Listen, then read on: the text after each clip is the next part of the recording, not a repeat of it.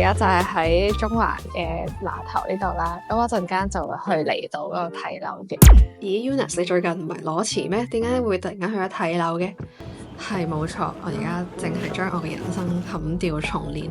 除咗裸辭之外，我都諗住搬出去獨居，遠離所有令我內耗嘅事物。咁亦都邀請大家同我一齊，將自己重新養大一次。咁我今日要揾嘅呢係離島區8000至10000蚊左右嘅租盤。Anyways，講咗好多嘢，而家去同大家睇樓先。咁話說呢，我係第一次睇村屋嘅。一入屋呢，我就被呢個超開揚無敵嘅坪洲海景吸引住咗啦。點知我一入去擰轉面，咦？點解埲牆會有個窿㗎？係咪要兩隻手並用㗎？我冇得拍添。咁呢，佢係頂樓連天台嘅，景色係可以咁靚啦，望到晒半個小島咁滯喎。正當我幻想緊呢度可以進行一啲 TVB style 嘅天台 BBQ 嘅時候呢，我就發現咗致命嘅一點，就係樓下嘅鄰居係會食煙嘅，只係單位落樓梯嘅嗰個過程呢，係瀰漫住一陣好勁嘅煙味，咁我就有啲介意啦。所以 next。首先睇嘅呢就係呢一個好大嘅單位啦，640尺，咁月租呢係12800嘅。入去就有個好闊嘅廳，有啱啱翻新嘅 open kitchen， 走廊位置做咗一個入牆櫃，所以都好方便收納。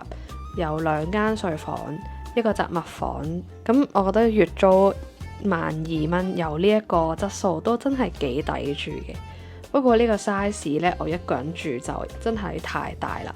再加上 out budget 咗少少啦，所以最後就果斷放棄。後尾咧都有睇多一間頂樓連天台嘅村屋嘅，大概8000蚊租咧就有600尺啦，咁係真係幾抵諗嘅。不過就有啲擔心，一嚟就住村屋，會唔會對我呢啲新手唔係咁友善呢？後尾都係決定想揾翻一個有管理處嘅地方。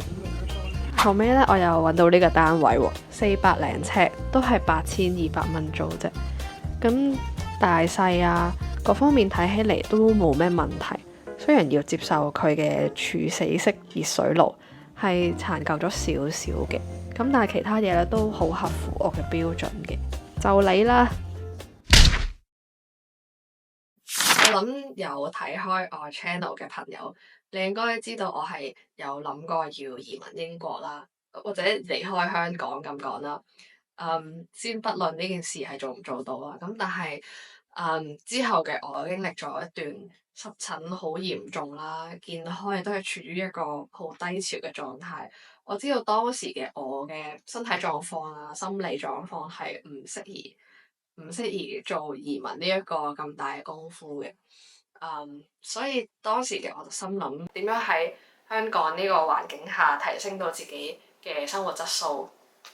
咁當時有一個諗法就係搬出嚟住嘅。我覺得我人生第一次搬出嚟咧，我就好體會到呢一個三角形啦。我一定呢個我要寫低佢先，大家睇下。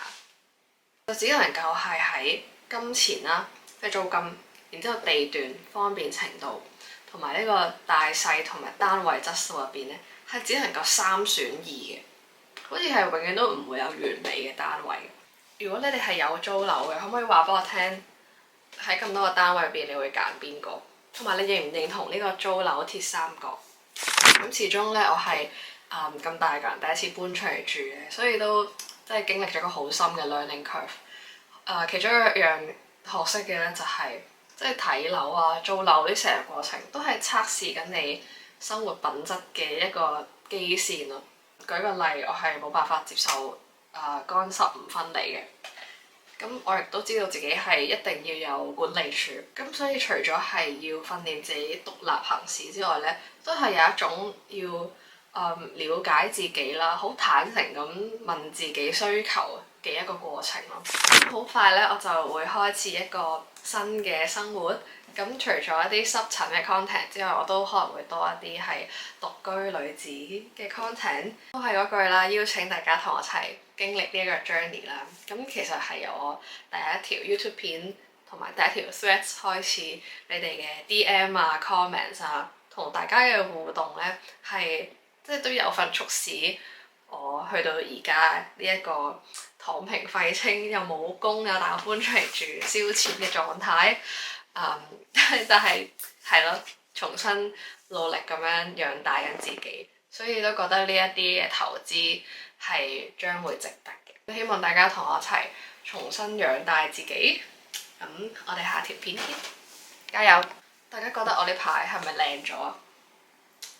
辭咗職之後咧，濕疹真係會好翻好多嘅，你嘅皮膚都會變好。辭咗職之後，人生所有嘢除咗錢之外，都會變得更加好。